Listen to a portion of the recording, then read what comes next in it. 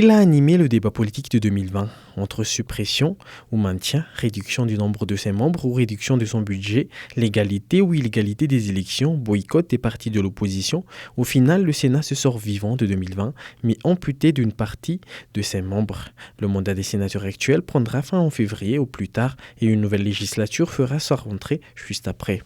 Il n'y aura plus que 18 sénateurs au lieu de 63. Les 12 sénateurs élus devraient être connus avant la fin de la semaine. Ceux qui seront désignés sur le quota présidentiel seront particulièrement attendus. La tendance des résultats provisoires montre néanmoins déjà que le Sénat sera dominé par le parti présidentiel, déjà majoritaire à l'Assemblée nationale, ce qui promet de laisser un champ libre au gouvernement quant à l'adoption des lois et des réformes envisagées. Et comme le Sénat de 18 membres sera doté du même budget que le Sénat de 63 membres, il ne devrait pas avoir le problème pour remplir ses fonctions.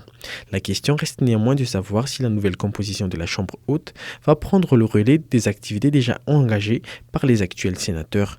Durant sa dernière session ordinaire, la Chambre haute a commencé une série d'enquêtes parlementaires visant à éclaircir certains sujets qui ont fait débat au pays, notamment l'affaire des doublons aux élections ou celui des écrans plats du centre de commandement opérationnel Covid-19. Des enquêtes qui n'ont pas pu être achevées et qui seront transmises à la prochaine législature, à en croire Yves Couteau, président du Sénat. Et parlant d'élections, la Commission électorale nationale indépendante arrive aussi au terme de son mandat cette année.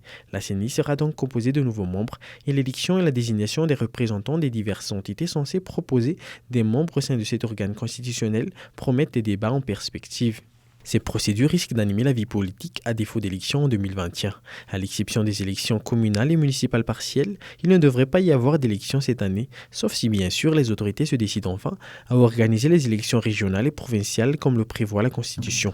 Mais en 2020, le Premier ministre Christian Thier a déjà déclaré que ces élections ne sont pas au programme.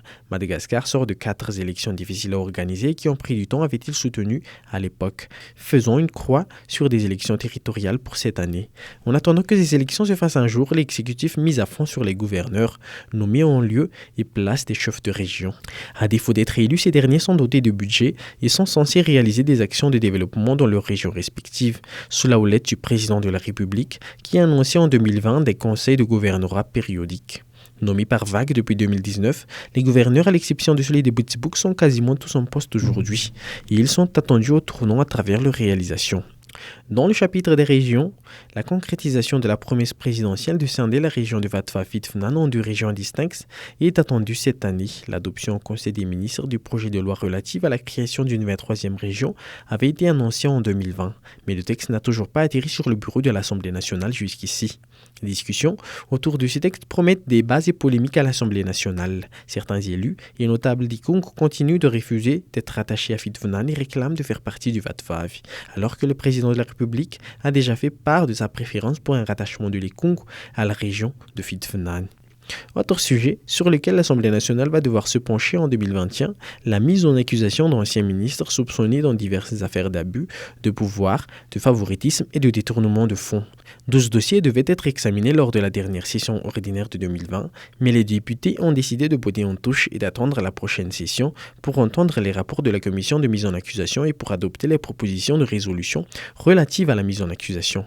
D'autres dossiers requérant les votes des députés pour la mise en accusation des suspects devraient pourtant encore atterrir sur le bureau de l'Assemblée nationale en 2021. L'Assemblée nationale qui devrait aussi examiner cette année le texte sur la réforme du Code de la nationalité déjà adopté par le Sénat ou qui espère faire passer un projet de loi sur le régime de la retraite parlementaire. Mais l'un des textes les plus attendus cette année porte surtout sur la modification de la loi sur les pôles anticorruption. Modification dénoncée par le système anticorruption à Madagascar et par les organisations de la société civile, mais que semble pourtant cautionner le gouvernement. Le texte avait été adopté dans la précipitation par l'Assemblée nationale au cours de sa première session ordinaire de 2020, mais n'a toujours pas été adopté par le Sénat. Autre événement politique attendu cette année et même dans les prochaines semaines déjà, un éventuel changement de gouvernement. La période donnée aux ministres pour faire leur preuve a expiré et la question est de savoir si le chef de l'État est satisfait ou non de l'équipe gouvernementale. En 2020, il n'a pas hésité à se séparer des ministres dont il n'a pas apprécié les actions. Les ministres, eux, vers la fin de 2020, ont multiplié les actions destinées à montrer qu'ils agissent. La dernière étape de leur évaluation est sans doute l'élaboration des différents projets à inscrire dans le programme pour l'émergence de Madagascar, dont la présentation officielle est attendue dans les prochains jours.